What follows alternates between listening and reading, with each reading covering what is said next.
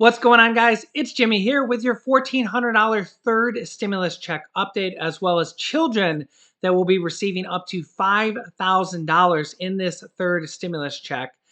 Yeah, we got a lot of breaking new details. We have parts and pieces of the actual bill coming from directly from the Congressional Budget Office. I'm going to show you directly on the screen what the details are of this third stimulus check package as we're nearing the finish line, so you know exactly how much money you're going to get and how many different buckets of money that you might be able to qualify for in this video. This comes as millions of people today are without power from the winter storms. We have about a foot of snow, and it's still snowing here in Northeast Ohio right now. Let me know how it is where you are. Have you lost power? Have you gotten snow? I know a lot of people say down south they've gotten days and days of rain. So yeah, it's just kind of been one of those years already, 2021, right? It's living up to its promise to take over from its predecessor. Also, if you want to, comment down below what you want me to change that sign to next. I'll be changing that here probably later today. Remember, it can only be 8 letters on a line and 3 lines. So comment down below what you want me to change the sign to, and I just might change it to what you pick. Also, if you're new to the channel, make sure to subscribe down below so you don't miss out on updates on the third stimulus check package and the fourth stimulus package that has already been announced will be coming afterwards, called the Build Back Better package from President Joe Biden, as well as the other things we cover on this channel, such as unemployment bonuses, rent and mortgage assistance, as well as the student loan forgiveness and Social Security increases that will be coming out in the future. And don't forget to smash the like button for us. It really helps out our channel. All right, we're going to go. This is one of those videos you want to watch all the way to the end because I got a lot of details for you of what is actually in the bill that is expected to be finished this week in the U.S. House of Representatives. And this is going to be the video that gives us all the details about how much money you're going to get, who's going to qualify, are you going to get 2 or 3 different buckets of money? We're going to give you all the details right now. And I'm going to show you it directly on the screen so that you know it's the truth. Okay, here we go. Here is the Congressional Budget Office's cost estimate of the bill. Remember, it's split up into subcommittees. The subcommittees are writing the third stimulus check bill, and these are basically the subcommittees' Congressional Budget Office cost estimate. This always has to happen when they're submitting a bill. We have to know how much it costs, and this gives us a lot of details. We have I picked out the 3 most important ones, so we're, because there's more than 3, but a lot of them really don't affect everybody else. So first, we'll start with this first one here, which is appropriate funds for educated-related programs, labor-related programs, childcare, human services, community support programs, and nutrition programs. And here is a big one right here. Increase the federal minimum wage to $15 per hour by 2025. And then notice this right here, which would affect the federal budget and impose intergovernmental and private sector mandates. This is important here. They put this there for a reason, because remember, the Senate parliamentarian is going to be looking over this bill to decide if it affects the federal budget. Because remember, to pass it with the Reconciliation Act, the Reconciliation Card, it has to affect the budget. Anything that doesn't affect the budget cannot be passed through reconciliation. And well, Nancy Pelosi is sending a message to the parliamentarian here that the $15 an hour minimum wage increase by 2025 would affect the federal budget. So we'll see if they take that little hint there, if this can make it all the way through to the finish line and get passed, as there's some Democrats in the Senate that oppose that. Okay, they also want to expand eligibility for federally funded worker compensation benefits to certain federal employees and maritime workers affected by the virus, and subsidize premiums for coverage under COBRA at 85% for people enrolled in the coverage through September 2021. So this is for people that have lost their jobs, that the government may actually cover up to 85% of your COBRA cost to help you keep your health insurance if you lost your job from the pandemic. Now I'll scroll down here a little bit, and you'll notice that the COBRA credit will be a subsidy in the form of a tax credit or a tax refund for 85% of premiums that you pay through Cobra for people that basically need it. This will actually be $9.9 billion over the 2021 through 2030 period. So it looks like this could actually go in effect for 9 years, which is kind of crazy. Okay, and as you can see here, these pages are dozens and dozens and dozens of pages long, but we're not going to go through them all. But we do want to go through child nutrition and related programs because this will affect some of you for sure. So the Congressional Budget Office is putting out $6.6 billion.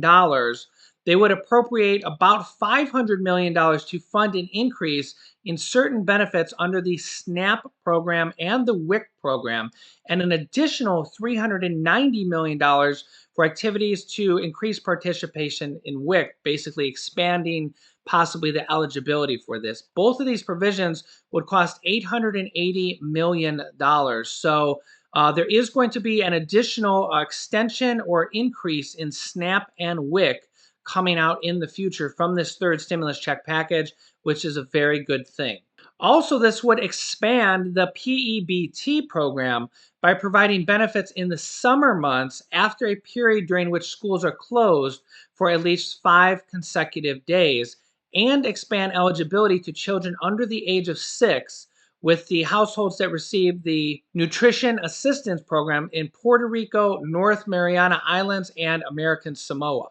Okay, next we're going to move on to the next Congressional Budget Office estimate from the House Committee on Financial Services. As you can see, these things are dozens and dozens of pages, but I'm just going to show you the important ones that are going to affect possibly you. This one has approximately $75 billion for 2021 for housing and community development programs. All right, as you can see here, $19 billion for rental assistance for households that are low income and have members who are unemployed.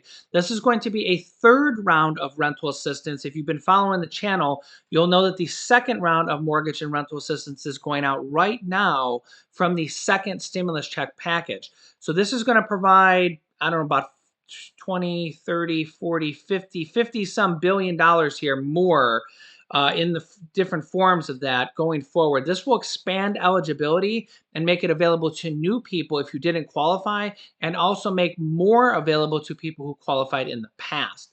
So $19 billion for households that are low income and or have members who are unemployed.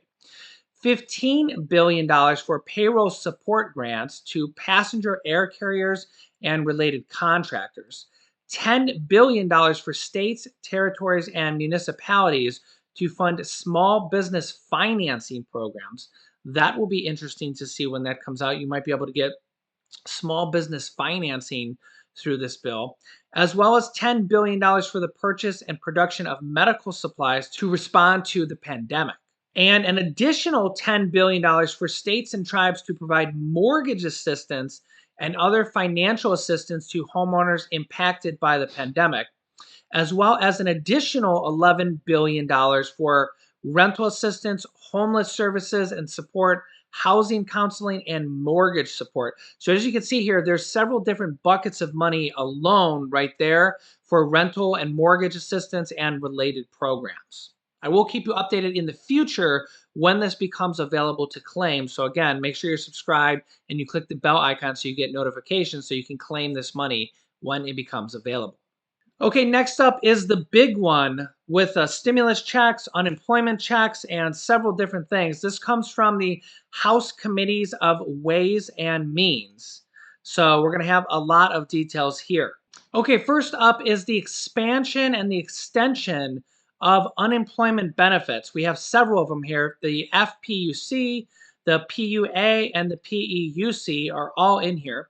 So number one is these benefits are supposed to go until March 15th, 2021, but they're now extending them through August 29th, 2021, and will be increased to $400 per week, the unemployment bonus. It'll be $300 per week for all these different unemployment programs until March 15th, and then will increase to $400 per week until August 29th, 2021. Additionally, People who receive at least $5,000 in self-employment income in the most recent tax year and receive an unemployment benefit other than PUA will receive an additional $100 per week, so $500 per week. This is to help you make up basically if you're an employee and you have a side gig, you might be able to receive your $400 bonus, your state unemployment, and a $100 per week bonus money to help you make up some of the money that you might be missing out from your side gig. So there's actually a $500 unemployment bonus per week potential here for some people. On the PUA unemployment, this legislation would extend the time in which people can apply for PUA, Pandemic Unemployment Assistance, and increase the duration of benefits from 50 to 74 weeks. So they're actually increasing, you can get this for up to 24 more weeks, which is almost about an additional half of year. PUA provides weekly cash benefits for people who are unemployed, partially unemployed, or otherwise unable to work because of the virus, but who are not eligible for regular unemployment compensation, extended unemployment benefits, or the PEUC program. The PEUC program provides additional weeks of benefits for people who have exhausted their regular state unemployment benefits. The legislation would extend the time period in which these people can receive benefits and increase the duration of benefits from 24 to 48 weeks. This will also extend unemployment compensation temporarily full federal financing through August 29th, 2021. States are normally required to pay half of the cost of those benefits. However, because this legislation would also extend the number of weeks under the PEUC, the CBO expects that most people who would have received benefits in 2021 would receive PEUC benefits instead. Next up is the stimulus checks, the 2021 recovery rebates for individuals. That's a fancy way of saying stimulus check because technically your stimulus check is a rebate on your taxes. For tax year 2021, this would create a refundable tax credit of $1,400, $2,800 for joint filers, basically for a couple, plus $1,400 per dependent. The credit would phase out taxpayers with an adjusted gross income between $75,000 and $100,000, and between $150,000 and $200,000 for joint filers, basically just doubling the $75,000 and the $100,000. Head of households will be between $112,500 and $150,000. So basically, if you make less than $75,000 as a single or $150,000 as a joint filer, you will get the full $1,400 per person and $1,400 for children and $1,400 for dependents. If you make over $75,000 up to $100,000, you will get a reduced stimulus check. Over $100,000 for a single will not get any more check. $200,000 for a couple, or $150,000 for a head of household filer is the cutoff where you won't get anything else. You won't get a stimulus check at that point. Advance payments of these credits would be made, quote, as rapidly as possible, which means they're going to send this money out as fast as they can. Okay, now the eligibility for advance payments would be based on your most recent tax return. So that's what they're saying here. By 2019, if that's your most recent tax return, they will go off that one, or 2020 tax returns if you have already filed it. You can file your 2020 tax returns now, or you can wait on them if you think it might be a better advantage if you made more money in 2020 and you're over that $75,000 limit and you weren't in 2019, then don't file it. If you need to change your bank account information, or you made less money in 2020 and you're under that $75,000 threshold now, then you probably should file your taxes now as soon as possible. Any taxpayers eligible for a larger credit based on tax year 2021 could claim the additional amount when they file a 2021 tax return, most likely in the spring of next year. This is important here too. Taxpayers who are eligible for tax year 2021 credits that are less than their advance payment would not be required to repay the difference. So if they overpay you, you're not required to repay the difference. And here's a kicker here. And a social security number would be required for the eligibility of filers and their dependents. So it does look like you will need a social security number. We had seen some rumors that it might go to people without a social security number and just an ITIN number. But based on this wording, a social security number would be required for filers and their dependents. Next up is a big one, the child tax credit. These are these $3,000 to $3,600 stimulus payments that are going to go to children. Or they actually go to the parents, but it's for the children. Section 9611 would expand the child tax credit for 2021 and allow taxpayers to receive the credit in advance of filing tax returns. The credit amount would increase from $2,000, what it was previously, to $3,000 for each qualifying child ages 6 through 17, or $3,600 for children under the age of 6. 17-year-old children would be eligible, and the credit will be fully refundable. The expanded portion of the credit would start a phase out with the same income limits we went over before: $150,000 for joint filers, $112,000 for head of household, and $75,000 for single filers. The phase out reduces the extended portion of the credit by $50 for each $1,000 in income over those numbers. The earned income tax credit, if you guys get this, it's another tax credit that you can get. This would expand that in several ways. Some of those changes would only apply to the tax year 2021, while others will be permanent increases for you. For tax year 2021, the amount of credit would be increased for taxpayers with no qualifying children. So if you don't have children, this is an increase for you. And eligibility for the credit would be expanded to higher income taxpayers and certain childless taxpayers who are younger than 25 or older than 65.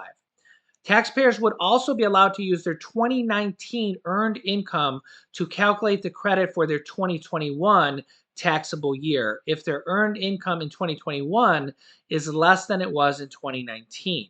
Okay, also we have the child care write-offs, basically, child care tax credit, basically. They're going to increase this up to 50%, of which you can pay, write off 50% of your child care costs on your taxes. This would also expand the exclusion for employer-provided assistance for dependent care, increasing the maximum amount of excludable earnings from $5,000 to $10,500 for a married couple filing jointly. I'll take myself out of the screen here so you can see this, but this is an example on this Congressional Budget Office of all the tax credits and refunds that certain ages and income limits will be able to receive.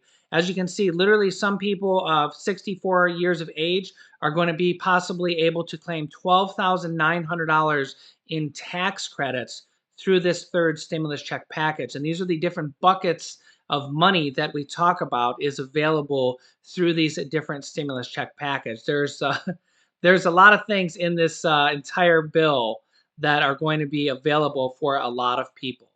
Okay, so I know there was a lot of legal mumbo jumbo there. We'll be going over this more in kind of layman's terms in upcoming videos. So make sure you subscribe, click the bell icon so you get notifications, and share this with your family and friends, as I'll be going over the details of this in kind of easier to understand terms over the next several videos. So make sure you don't miss out on new videos, and you can click this top video here to watch my newest stimulus check video next. And this video teaches you how to start your own business selling products on Amazon FBA. I have dozens of students that have replaced their 9-to-5 income selling products on Amazon, and I teach them how to do that. Click on one of those videos to watch them next. Thanks, guys, and I will see you in the next video.